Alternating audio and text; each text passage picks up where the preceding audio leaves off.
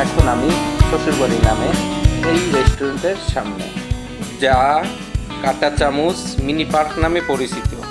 এটি বরিশাল জেলার চরবাড়িয়া ইউনিয়নের তালতলি বাজার থেকে একটু সামনে। এখানে আছে তালতলি বাজারের নদীর পাশে একটি বড় ব্রিজ থেকে আমরা একটু সামনের দিকে এগোলেই আমরা পাবো ব্রিজের পাশে নদীর উপরে কফি শপ, তারই পাশে নদী। সময়ের বিবর্তনে তালতলি একটি বড় নদী নামে পরিচিত ছিল। সকল ঋতুতেই এই নদীটি এখন সাঁতার এবং গোসলের জন্য উপযোগী। দিনে পর্যটকদের জন্য এটি একটি আকর্ষণীয় জায়গা। বর্তমানে এই তালতলি নদী মিনি পার্ক হিসেবে পরিচিত হওয়ায় দূর দূরান্তে মানুষেরও মন কেড়েছে।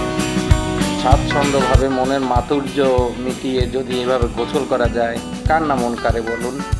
প্রকৃতি দেখে এবং চারপাশের সৌন্দর্য দেখে আমার মন কেড়েছে।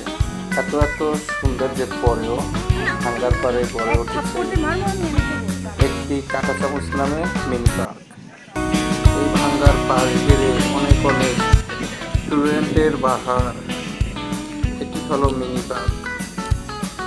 এক পাশে বড় এই নদী, আর এক পাশে রেস্টুরেন্ট।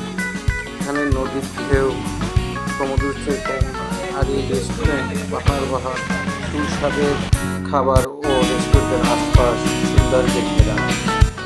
সমুদ্র সৈকতের মতো শীতল বাতাস ও পাশটার চারোপাশের সৌন্দর্য মনোমুগ্ধকর জায়গা।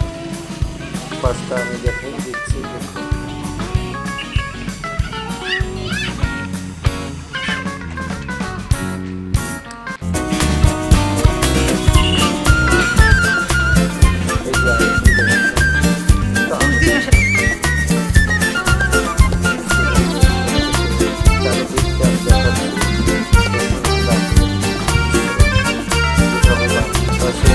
আজ মন চেয়েছে আমি হারিয়ে যাব,